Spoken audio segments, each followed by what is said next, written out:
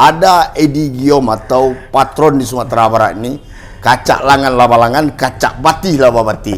Oh, kayu yang dia nak minta, oh hebat dia nak kabar tanyo. Iko yang menyulitkan sebuah dunia pariwisata Sumatera Barat ini maju. Tuh. Menurut Mete itu sinkron tak sampai hari ini? Nah, kenapa ada hubungannya dengan UMKM? Pariwisata maju, UMKM berkembang. Karena tanpa orang banyak berkunjung ke Sumatera Barat, nah bagaimana pelaku UMKM kita mau menjual produk-produk UMKM-nya? Nah, pemerintah mengambil keputusan bahwa buka lagi pesawat dari Singapura ke Padang. Bukan untuk warga Singapura, tapi ada jutaan warga Eropa, mingguan dia sampai bulanan dia berada di Singapura. Pasti bosan lah mereka. Karena jangan sampai seperti apa aja WS itu. Baru sehari selesai udah hilang demam WS di Sumbar. Ini yang salah dari semua penyelenggara itu. Ya, benar. Ini Itu kedunguan atau gimana ini?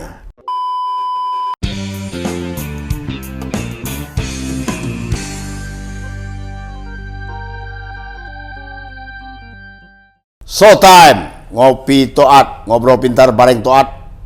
Sore ini kembali hadir menyapa viewer sedunia. Bagaimana dan ada apa? Saya sebagai host tentu ingin menggali seorang sosok yang tidak asing lagi di muka bumi Sumatera Barat ini, yaitu Muhammad Zurizul. Segala kompleksitas kemampuannya saya sudah tahu, tapi masyarakat atau view toat ngopi toat tentu belum tahu secara detailnya. Hari ini hadir Muhammad Zurizul, caleg DPR RI dari Partai Keadilan Sejahtera untuk Dapil Sumatera Barat 1. Insya Allah 2024 lolos ke Senayan sana. Amin. Saya berharap Mete Zurizul ini mampu on fire terus, sehat selalu dalam melakukan pertarungan politik untuk mendapatkan suara signifikan minimal 80.000 suara. Selamat malam Mete. Selamat malam Bro Toat. Adrian Tuswandi. Itu host baru tepat. Tadi salah terus. Host spektakuler. Mete Zurizul punya kemampuan yang luar biasa. Dia dari bawah membangun sebuah destinasi lalu mengembangkan ilmunya ke ribuan destinasi yang ada di Sumatera Barat, yang bernama, ada namanya Pok Darwis, ada desa wisata, ada geopark ya betul? Ya. Ada geopark, lalu macam-macam lah. Dan itu dia tidak pernah kenal kata lelah dan tidak pernah mundur untuk suatu hal yang jelas akan banyak manfaatnya bagi Sumatera Barat. Ada di baliho-baliho yang terpasang di banyak titik di Sumatera Barat ini, Muhammad Zurizul mengatakan wisata maju ya. Wisata maju, UMKM berkembang, petani sejahtera. Wisata maju itu apa itu? Saya agak rancu ini dengan wisata maju ini. Saya melihat zaman saya dulu ada Edi Giom atau patron di Sumatera Barat ini, kacak langan laba langan, kacak bati laba bati. Oh, kayu yang dia nak minta, oh hebat dia nak kabar tanyo. Iko yang menyulitkan sebuah dunia pariwisata Sumatera Barat ini maju. Tuh. Menurut Mete itu sinkron tak sampai hari ini? Sinkron. Tantangannya berat. Tantangannya? Ya. Apa yang juga tidak boleh mengklaim. Apa yang menjadi tip Mete bahwa pariwisata Sumbar ini akan lebih maju dan bisa? Karena belum maju, maka tagline-nya itu bisa mengalahkan Bali dan Yogyakarta. Ya, menarik. Jadi gini, Bro Adrian Tuswandi, ini warna merah semangatnya luar biasa. Jadi gini, 2012 dulu, Bro, saya mewakili Indonesia dalam forum East Asia Latin America, VELAP Forum, dan kita membahas tentang sustainability tourism ethic. Nah, itu dari beberapa negara ya. Kebetulan kita ikut dengan delegasi Indonesia diwakili oleh Bapak IGD Ardika, Mas Doto almarhum, sekarang dua-duanya almarhum, dan tinggal saya satu orang sekarang yang terlibat dalam pembahasan tentang pariwisata masa depan. Nah, di situ dibahas Ternyata pariwisata yang hebat itu adalah pariwisata yang berkelanjutan. Bahwa pariwisata ke depan itu berubah dari objek wisata menjadi rasa. Rasa ya. Rasa. Jadi orang tidak lagi berbicara tentang objek wisata hari ini. Bahwa orang pergi ke suatu daerah, dia lihat kotanya nyaman, dia duduk-duduk di taman kota, dia pergi ke desa, dia tinggal di desa, dia ikut bertani, dia duduk kehidupan desa ya. di tepi, iya, dia duduk di tepi sungai, dia mandi di tepi sungai. Nah ternyata masa depan pariwisata bergeser ke situ. Orang tidak lagi sekarang tidur itu di hotel. Ya. Nah orang mau bayar mahal walaupun dia tidur di tenda dan itu di hutan. Nah terbukti hari ini banyak wisatawan sekarang, bahkan beberapa teman-teman yang membuat glamour camping itu sekarang inden sampai 3 bulan. Wih, mantap. Terbukti apa yang kita bahas di 2012 itu, hari ini terbukti ternyata bahwa para wisatawan mencari hal-hal baru setiap hari. Mencari hal-hal baru setiap dia liburan, bahwa dia sudah pernah ke kebun binatang, sudah pernah kemana lagi tuh, sudah pernah ke Lubang Jepang, sudah pernah, dan dia ingin sesuatu yang melihat daerah-daerah yang membuat pikiran dia fresh. Karena begini, karena pariwisata tuh orang punya alasan 3 berwisata. Yang pertama, orang pingin melihat apa yang belum pernah dia lihat. Yes. Oke. Nah, yang kedua, orang ingin mendengar apa yang belum pernah dia dengar. Nah, yang ketiga, orang pingin merasakan, tes. Dia ingin makan makanan yang belum pernah dia makan. Dan itu ada di daerah-daerah baru, destinasi baru. Nah, kenapa ada hubungannya dengan UMKM? Pariwisata maju, UMKM berkembang. Karena tanpa orang banyak berkunjung ke Sumatera Barat, nah bagaimana pelaku UMKM kita mau menjual produk-produk UMKM-nya? Bahwa UMKM itu pemilik homestay adalah pelaku UMKM. Ya. Ya, yang punya restoran, rumah makan adalah pelaku UMKM. Yes. Yang jualan rokok PMD juga pelaku UMKM. Termasuk juga yang minyak ketengan nih, Bro Tuat. Yang ketengan, orang pergi dengan motor, minyaknya habis, dia beli minyak ketengan. Ternyata 10 liter itu dia bisa dapat 30.000 loh. Ya. Nah, pariwisata itu sangat berpengaruh terhadap ekonomi masyarakat. Nah, itu kenapa UMKM juga berkembang. Kalau enggak, mana makanan-makanan, kerajinan, karena orang berwisata dari hasil statistik Sumatera Barat itu minimal orang yang datang ke Sumatera Barat menghabiskan 500.000 untuk oleh-oleh. Menghabiskan 500.000 untuk beli oleh-oleh. Nah, ini bagian dari UMKM. Nah, yang ketiga, kenapa petani, apa hubungannya pariwisata dengan petani? Nah, ketika orang banyak menginap di hotel, ketika orang banyak datang ke Sumatera Barat, tentu hotel penuh. Tentu pihak hotel dia beli telur. Tentu pihak hotel dia beli daging untuk makanan wisatawan. Tentu restoran-restoran juga beli sayur, beli daging, beli telur, beli apa lagi? Beras. Nah, ketika produk-produk pertanian itu banyak dibeli oleh seluruh restoran, seluruh hotel, seluruh homestay yang ada di Sumatera Barat, petani akan ikut menjadi sejahtera. Kenapa? Karena demand dan supply. Ketika produk pertanian, cabai juga, kebutuhan hotel terhadap cabai tinggi. Nah, di situ harga dari cabai juga bisa meningkat karena kebutuhannya banyak. Nah, itu yang kita bilang bahwa pariwisata itu juga termasuk nelayan. Ya, ketika kebutuhan ikan di restoran, kebutuhan ikan di hotel, kebutuhan ikan di rumah-rumah homestay masyarakat, nah itu menjadi kebutuhan bagi pihak hotel. Nelayan juga mendapatkan manfaat dari pariwisata. Ya, Mete, tapi apakah potensi untuk wisata Sumbar ini maju itu sangat berpeluang besar ketika kita melihat bagaimana penerimaan dari si masyarakat Sumbar sendiri terhadap glamor atau gairahnya wisata? Ada nggak pengaruhnya itu? Mete punya destinasi tapi masyarakat di lingkungan cuek aja tuh. Oh, sekarang yang tadinya Ya sekarang itu di mana? Ini kan wisata ini kan banyak, di setiap negeri ada wisatanya gitu. Iya, kalau kita lihat sekarang masyarakat itu sudah mulai mengambil manfaat dari pariwisata. Sudah tahu dia bahwa orang datang itu adalah cuan. Udah. Oh gitu. Sekarang ada 270 pelaku UMKM yang hadir ketika kita bangun suatu kawasan di daerah Agam itu ya, yang menjual UMKM, rumah makan, termasuk rumah makan yang di Padang Luar juga mendapatkan manfaat dari yang kita bikin itu. Di Puncak Lawang Oh juga. iya, pengaruhnya luar biasa. Nah, termasuk juga berapa banyak sekarang rumah makan, bukan hanya di kawasan Mandeh, tapi di jalan dari mulai Padang, ya, Bungus dapat manfaat, orang dari Sungai Pinang dapat manfaat. Jadi mindsetnya bukan begitu lagi. Ketika orang misalnya ke Alan Panjang, orang ke Alan Panjang juga jalan mulai dari Indarung sampai ke Alan Panjang itu dapat manfaat. Iya. Jadi pariwisata itu sangat mempengaruhi perekonomian di Sumatera Barat. Adik. Kenapa? Karena gini bro, Bengkulu itu suatu provinsi yang dia kaya, tapi dia termasuk kawasan gersang pariwisata.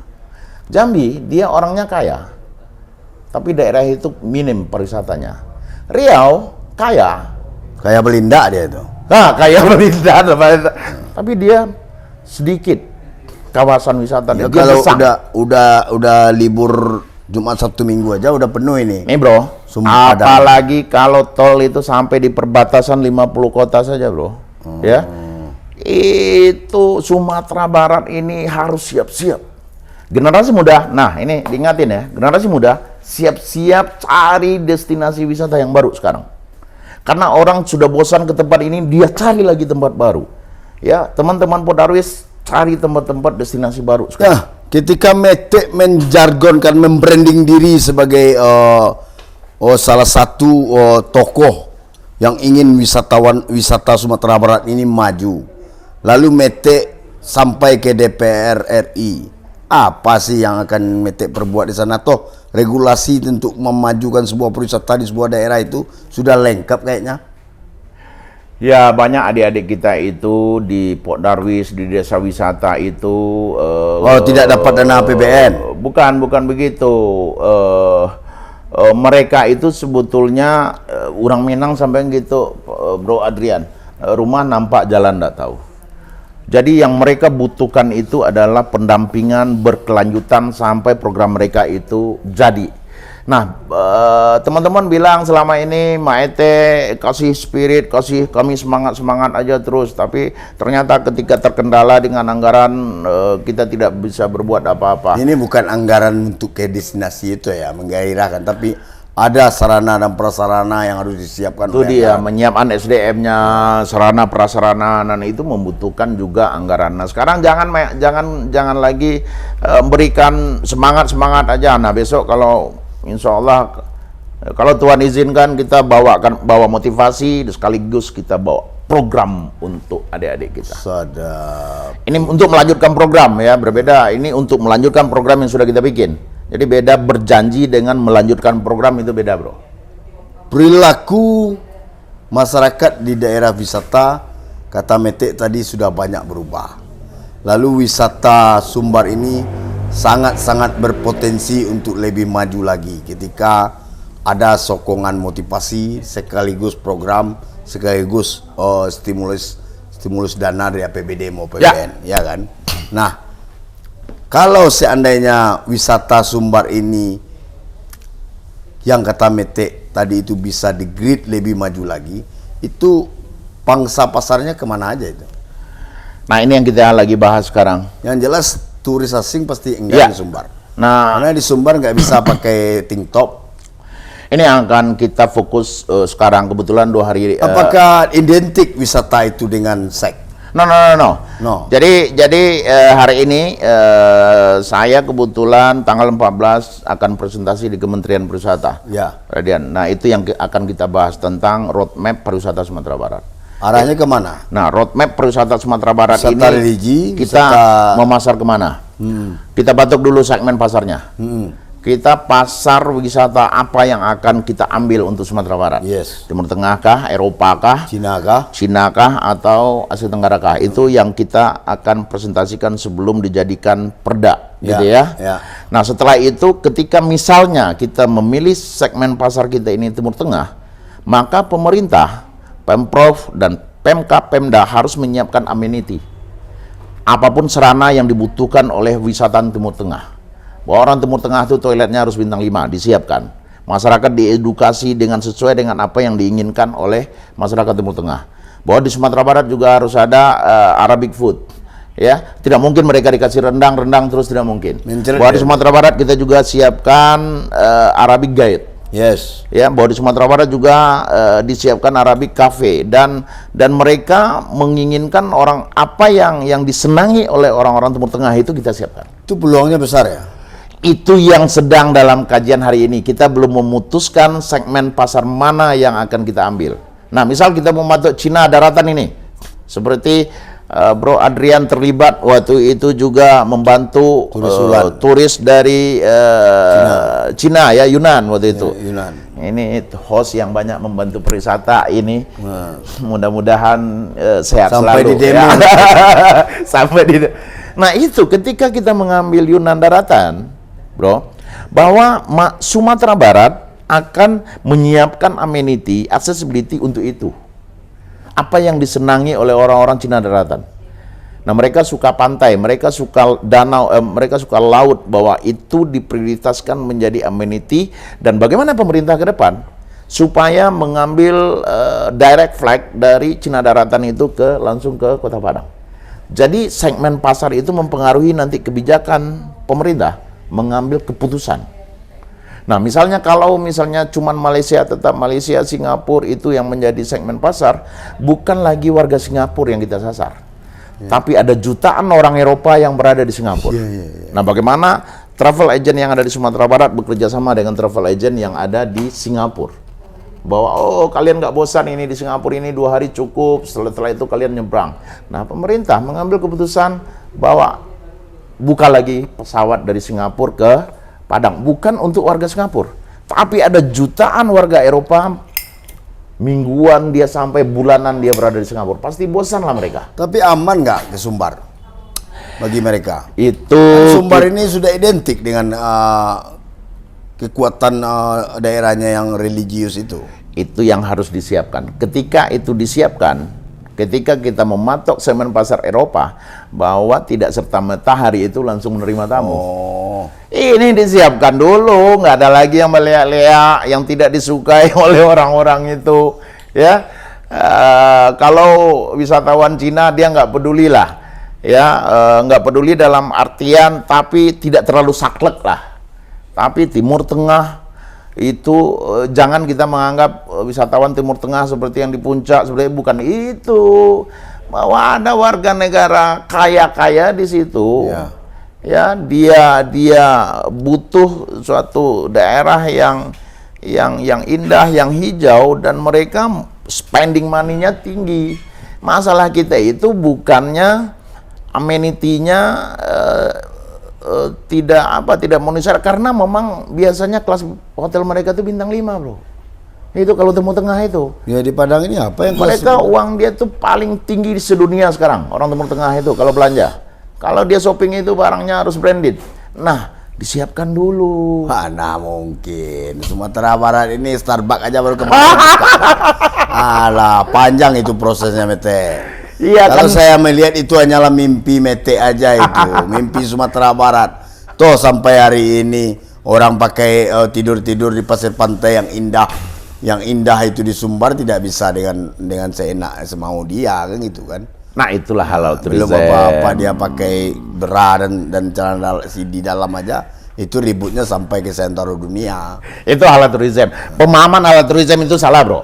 Jadi halal tourism itu begini, yang memakai halal tourism itu sekarang sebetulnya Bali. Karena di Bali yang ada kolam renang itu beda antara perempuan dengan masing-masing kamar di Bali itu ada kolam renangnya. Oke.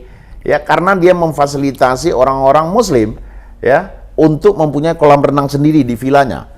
Ya, bahwa di Bali ada Arabic food, bahwa di Bali ada Arabic guide. Nah, itu esensi dari wisata Muslim friendly itu.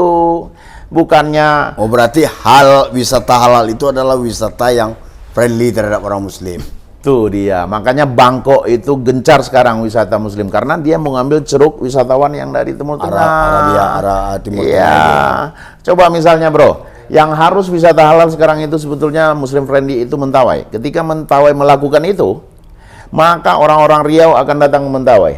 Orang-orang Jakarta akan datang ke Mentawai karena dia tidak takut lagi di Mentawai itu. Di Mentawai itu sudah disertifikasi Muslim friendly. Nah, dengan melakukan wisata halal, Mentawai akan mendapat lebih banyak orang datang ke situ. Kalau tidak, segmennya kecil. Ya, ketika Muslim friendly tidak diterapkan di Mentawai. Tuh dia. Jadi ada salah pemahaman sedikit, biasalah. Mungkin Tapi literasi. kemarin baru kita tonton, baru kita lihat, yaitu World Islamic Entrepreneur Summit dibuka oleh Wakil Presiden, dihadiri oleh beberapa menteri dan dihadiri oleh perwakilan-perwakilan negara-negara Islam maupun yang tidak Islam, kan gitu kan. Ya. Cuma persoalannya yang kata Metek tadi bisa menjadi momen promo murah bagi destinasi pariwisata Sumbar, bisa menjadi promo produk UMKM. Tapi membranding WS itu sendiri produk UMKM tidak bisa. Saya tidak melihat di stand-standnya itu ada baju WS atau I Love WS 2000 Summit, itu tidak ada. Itu kan sebuah kesiapan yang tidak siap, itu namanya. Ya, selalu hal-hal yang pertama itu selalu ada kekurangan. Iya, masalah sama dengan kecil aja ketika nggak podcast beres. pertama dulu dari Bro Adrian Susandi, pasti ada salah juga, kagok Nggak juga ada, gitu saya kan? tidak perlu kagok lagi. Kalau saya mengkritik, harusnya WS kemarin itu Ya, kita punya bajunya loh. Baju kaosnya merek WS. Benar. Wisata halal itu di sini atau friendly Muslim, kan banyak bahasa-bahasa yang menarik. Dan bagi orang yang datang ke Sumatera Barat tentu itu akan dibelinya dan itu akan dijadikan oleh-oleh ke orang di negara atau di daerahnya. Benar. Ini pajangan pameran UMKM itu ya produknya sendiri. Ada kopi, ada ini, tapi nggak ada kopi spesial WS, kan ada. Ya, benar. Ini Itu kedunguan atau gimana ini? ya, karena ini memang hal yang pertama. Kalau Mete udah jadi anggota DPR RI ini tolong di Oh iya jelas. Tapi saya meyakinin ini karena memakai kata-kata World Islamic. Nah, ini sudah menjadi menggema datangnya Pak Wapres. Kita tetap apresiasi kepada teman-teman gitu ya. Ya, kedatang Pak Wapres itu minimal ada merchandise yang diberi ke Wapres. Itu dia. Lalu Wapres membukanya. Setuju. Lalu di boardnya atau di tempat UMKM itu ada yang menjual, itu pasti dibeli orang. Nih, brilian. Walaupun harganya dolar itu no problem bagi orang. Nah, nanti kalau menjadi anggota DPRD Provinsi Sumatera Barat, tolong diingat. Oh, saya kalau tidak itu dilakukan saya bubarkan aja. Karena untuk apa kita bikin event, lalu orang ramai datang, ya sekedar bertemu, tidur, lalu jalan-jalan dah habis. Yang dibawa ke daerahnya nggak ada. Oh, ini tahun sekian saya ada di Sumatera Barat, hadir di WS 2023, nggak ada. Ya, waktu kita ikutlah dengan Ibu Dr. Salih Lenggogeni dengan teman-teman lainnya menggagas bagaimana kita, memang panik juga. Itu spending money orang hadir itu Karena yang berapa datang itu dari berbagai negara. Nah, itu teman-teman saya apresiasi ya. Walaupun kita tidak bisa maksimal dan saya sendiri juga tidak bisa maksimal. Atau karena ini event Gara-gara pertama? caleg. Karena ini event pertama ya. Pertama. Tapi bro harus apresiasi apa yang dilakukan teman-teman. Ini suatu hal yang luar biasa. Dan saya dengar sudah terjadi transaksi bisnis antara pengusaha Sumatera Barat Ya, pebisnis Islam.